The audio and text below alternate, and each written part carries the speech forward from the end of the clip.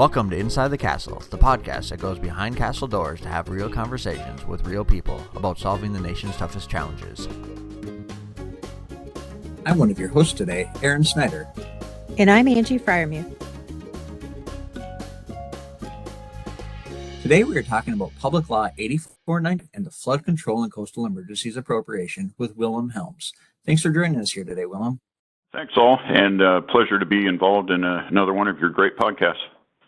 Thanks. Yeah, we're really excited about the podcast. We've recently eclipsed the 100th episode, so that's a fun milestone for us. But today we wanted to talk a little bit first about yourself, and get into the importance of this flood control and coastal emergencies appropriation and this public law, and really talking about how the Corps kind of does some of these emergency responses. But could you tell us about yourself and your role at the Corps? Sure.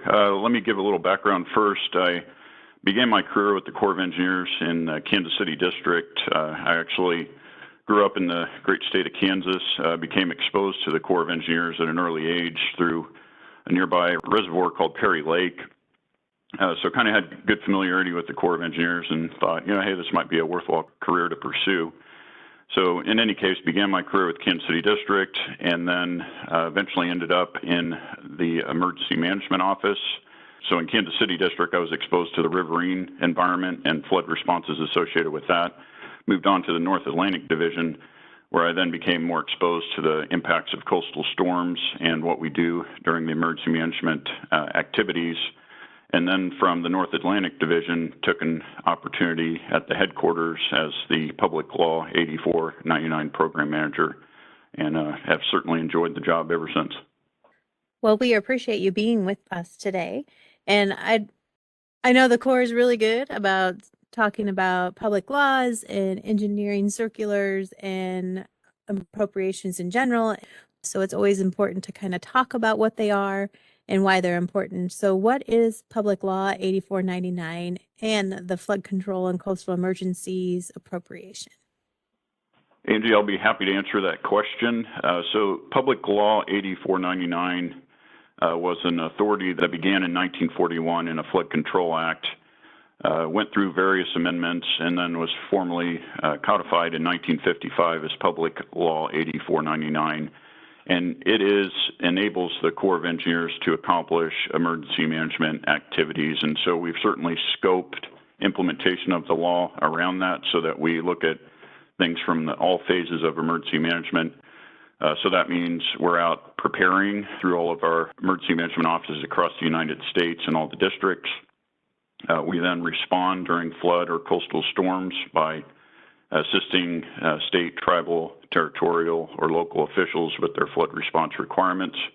And then after the flood has occurred, we then go out and within the rehabilitation program will repair eligible projects so that, again, flood risk management benefits are hopefully immediately restored for that community that's affected. And then all of those program activities under Public Law 8499 have to be funded, of course, and that funding source is the Flood Control and Coastal Emergencies Appropriation. That's great. So I was, listening to you talk. So the Corps, we prepare, then we respond, and then we recover. So hopefully we don't have to do the recovery too often.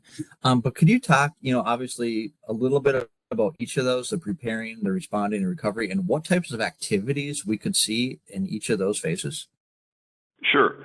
So in the preparedness, let's say the preparedness activities that the Corps of Engineers accomplishes, those are largely implemented through, again, our district offices throughout the United States. And those preparedness activities include planning. So we're going to plan for all the scope, all natural hazards that the applicable district may be faced with. Then once we have a plan in place, we have to train to that plan. So on an annual basis, we accomplish several training activities in all the districts across the United States in partnerships with our partners, of course. And then accordingly, we also have to exercise as well. So we'll be accomplishing, flood fight exercises in certain districts and then assessing how those exercises went so that we're fully prepared for the next flood or coastal storm event. So then when we respond, this is after a flood or a coastal storm event has occurred, or during, I should say, when that event has occurred, the core districts will respond to requests for assistance for specific activities to help mitigate against flood risk. And so commonly our personnel are out there providing technical assistance, as in engineering expertise, to these requesting agencies, or in some cases we may actually perform direct assistance by actually constructing things that will help mitigate against flood risk.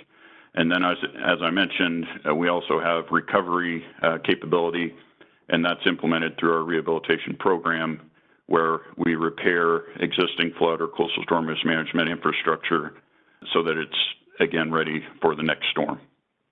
That's great to understand here. Like this planning isn't just like, you're sitting in some room somewhere, right? I mean, you're working with the states and the counties and the locals out there to be really prepared so you can have a unified response when there's a disaster.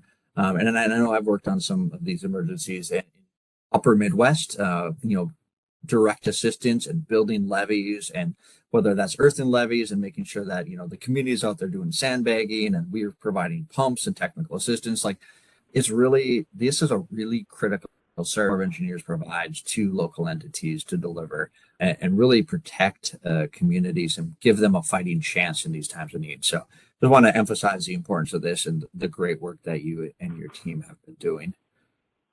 Thanks, Aaron. Yeah, I certainly always see the benefits of this vital program for the Corps of Engineers. And again, as you mentioned, it takes a team to accomplish this, and certainly the forefront of that team are the district emergency management professionals in place and all the engineers and all the other supporting employees within that district that provide that vital service to the public.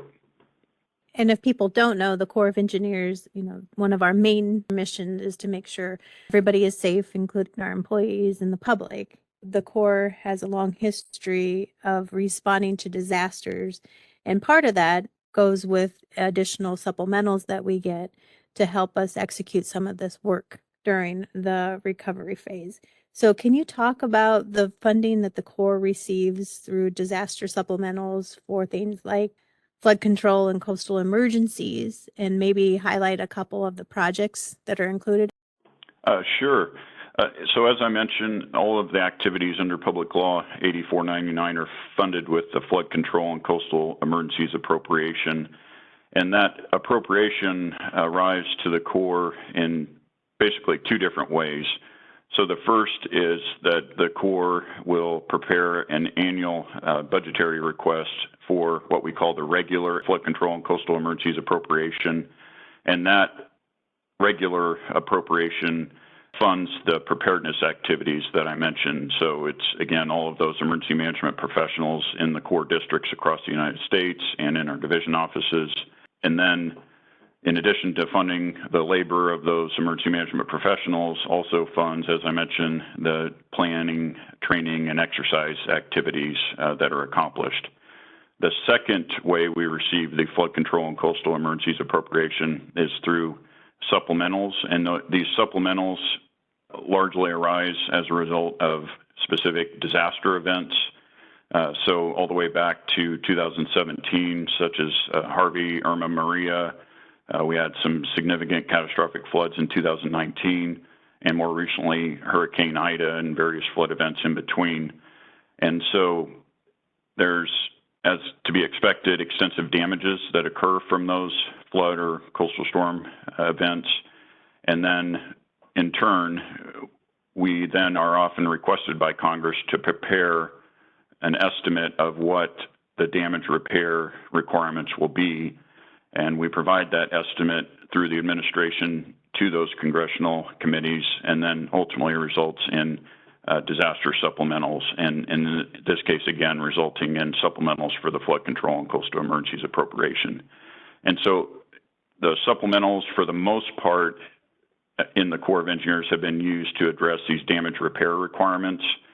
And so, for example, in Harvey, Irma, Maria, we had extensive damages to projects in Puerto Rico and then along the Gulf Coast. And so we utilize those supplemental appropriations to repair those projects. So again, they can perform as designed for the next event down the road that we can all well expect.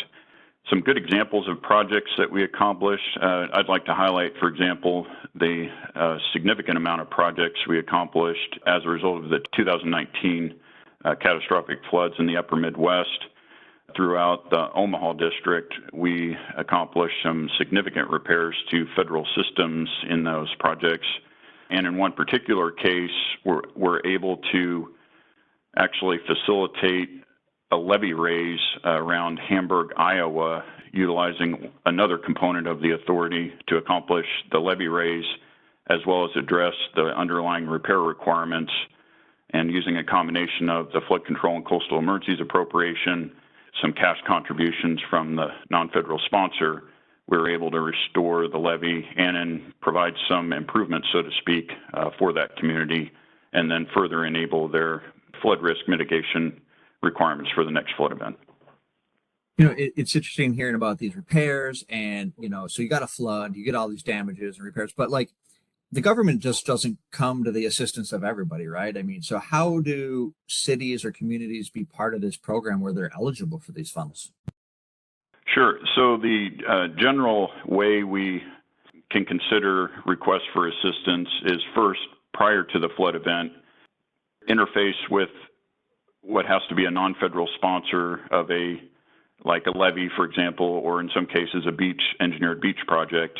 In coordination with that non-federal sponsor, we'll verify what we call continued eligibility requirements. So in essence, that the project meets Corps of Engineers criteria, therefore be considered for continued eligibility in the Public Law 8499 Rehabilitation Program. So what that means in practice is that they have generally operation and maintenance activities specified for that project on an annual basis. As long as that non-federal sponsor continues to operate and maintain that project in accordance with those standards, they'll therefore then be eligible for post-flood or coastal storm rehabilitation assistance, when a disaster event occurs. When these projects are fully repaired, what benefits will they provide local communities? Sure, that's a great question, Angie. And so ultimately our goal when restoring or repairing these projects is to ensure that they deliver the flood risk management that the projects were originally intended to provide. So I think as of recently, I saw the return on flood risk management projects somewhere around like $8 for every dollar invested. So that in and of itself is a great return on federal investment. So in order to ensure the full scope of those benefits, they obviously have to be in a fully repaired condition. So this program in and of itself ensures that we're able to provide the full benefits for which those projects were originally intended to deliver for those local communities, and specifically with flood risk management in mind. So, looking at these programs as a whole, I remember when I first started with the Corps, we'd go to some of these communities and we'd help them out. It seemed like every single spring. And I remember one of the communities telling us why do I need a permanent project when I have the Corps of Engineers? Like they come in here and they fight this flood for me on an emergency basis every year. And that's the best flood protection that they could ever get and the most cost effective for those communities. But over time, those floods became worse and worse. And I think, the climate change probably plays some impact in this. And those communities have moved towards permanent projects, which is always what, we expect to do, is see those permanent projects. But can you talk a little bit about, perhaps how climate change is impacting the Corps' ability to respond and the types of responses that we see? Yeah, that's a great question, Aaron. And I can say specifically to the implementation of Public Law 8499 and the associated program activities, we're certainly seeing an increase in the events that we respond to. And so, overall, we've looked at climate change and its impact for at least within the scope of this program as resulting in more events, let's say more intensity, and then more extremes. And so extremes could mean, let's say more significant drought events, because under the program, we also provide emergency water assistance in drought situations, but also, of course, the other extreme where we respond more frequently, I should say, which are flood or coastal storm events. So all of those impacts in and of itself certainly are evident in the amount of activities we're implementing under the Public Law 8499 program. But I would further expand that by saying when we see impacts under the Public Law 8499 program as a part of the overall Corps of Engineers Civil Works program, we're certainly, let's say, the initial bellwether for flood risk management challenges that affect local communities. We serve as a good entryway to then considering, let's say, longer term and perhaps improved flood risk management solutions. Again, consider this all under that big umbrella. And so commonly, if we see activities under Public Law 8499, the next step is we'll, of course, convene the Silver Jackets program, which is a great interagency, intergovernmental, across-community program to facilitate those conversations on addressing those longer-term flood risk management challenges. And so that's a good coordination and communication forum, which then may result in further locally enacted solutions, or in some cases, potentially generate interest under the Civil Works planning activities, and then may result in ultimately additional water resource solutions under the Civil Works program for that affected community. We're nearing the end of our time together, but before we depart, can you talk a little bit about some of the future innovative approaches to implementing the Public Law 8499 program activity? Sure. I would say one significant activity is that we're currently accomplishing an amendment to the federal rule which implements Public Law 8499, and that's known as 33 Code of Federal Regulations Part 203. So in order to implement a law, we need generally a federal rule to implement. In this case, that's the rule. And so as a part of that rule update, we're proposing to utilize a risk-informed decision-making process to inform continued eligibility determinations on flood or coastal storm risk management projects. And so we're really looking forward to this innovative approach to addressing continued eligibility in the program because we believe it'll afford great flexibility to consider all those challenges across the United States, and in the end, ultimately help ensure as many of the flood and coastal storm risk management projects can remain eligible in the program so that they do receive that critical post-flood or coastal storm disaster assistance under the program.